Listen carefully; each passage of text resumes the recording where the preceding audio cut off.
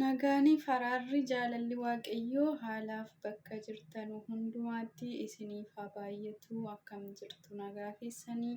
Ani nagaa kooti. Waaqayyoo na galatu. Waaqayyoon nagaatti nu eegee nama sa'aatii kanaan godhe galata argatu. Nagaan ana bira jiru isin birallee akka jiru abdiin qaba. Ani nagaa kooti. Waaqayyootti haa tolu. Nagaa kootti aansuudhaani.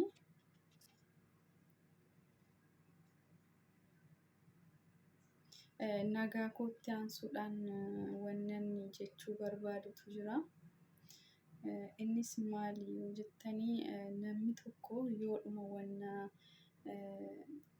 waan jibbisiisaa yoo poost godhe bichaa sabskraayibii fi laayikiin godhamaafi.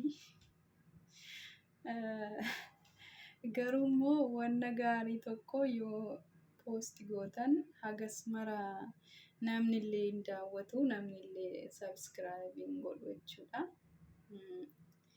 Yeroon akkasiin jedhu siniin jedhu wannan taazzabe tokkotu jira. Innis maali jettanii yeroo darbe mucaan taate tokko intaloon sun dhala Amaaraati. Gadi baatee dhuma TikTok irratti qulaa Amaareen jettee gaafa isheen boossu qulaa Amaareen jettee gaafa isheen boossu bakka ishiin isuma dhugaa koon jechaara waggaa 6 mana rabaa hojjedhee takka qulaa wajjin waliin argine jettee gaafa isheen boossu jalqaba waggaa akkas jettu foloonsee dhugaa waaqayyooti. 2,000 guutuu malee folooyyuu. Garuu immoo gaafa isheen akkas jettu guyyaa 2 keessatti foloo 15,000 godhaniif. Sababni isaa maali? Waan atsayyaa fi waan baalagee hoggaa namni poostii godhu akkasittiin laayikii sheerii gara nama meeqaa sheerii godhee gara nama meeqaatu duwiitii irratti hojjete. Kun hundi maaligaa wanna gaarii namni keenya wanna gaarii ilaaluuf hagas mara hin dhama'u. Garuu wanna gadhee wanna nama saalfachiisu tokko yoo ta'e qofaa ilaalaa jechuudha. Amma viidiyoo TikTok irratti maxxansitan fakkeenyaaf amma yoo barumsa waa'ee amantii ta'e fakkeenyaaf bakka waanuma nama barsiisu tokko waan irraa baratan waan barumsa namaa ta'u tokko osoo ta'eetii namumti zoor jedhee isin in ilaalan.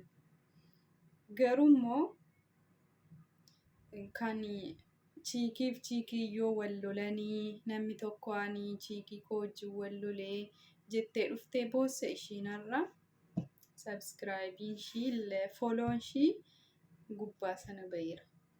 Garuu immoo ootuudhuma isin nama faarfannaa tokko yoo poostottan manzuumaa tokko yoo poostii gootan amantaan biraas akkuma kana jechuudha.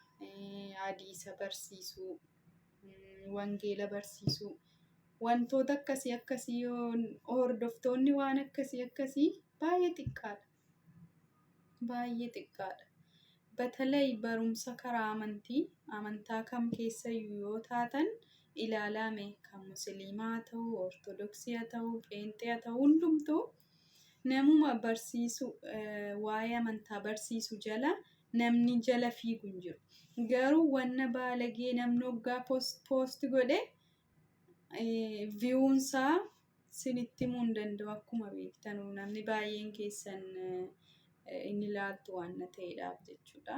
Kanaafiyyuu piliis wanna gaarii ilaaluuf dhaga'uuf haadhamaanu batalay ilmaan Oromoo ijoolleen Oromoo safuu keessan beekaa wanna gaarii arguuf dhamaa wanna gaarii dhaga'uuf dhamaa malee wanna gadhee dhaga'uuf gonkumaa hin dhamayinaan siniin jedha. Viidiyoo koo laayik, sheer, sabskraayib gochuun dagatinaa. Walaa jajjabeessinu, walaa guddisnu nuti waliif waliin siniin jechuun jaaladha. Nagaa waaqayyootti naa turaa. Siniin jaaladha.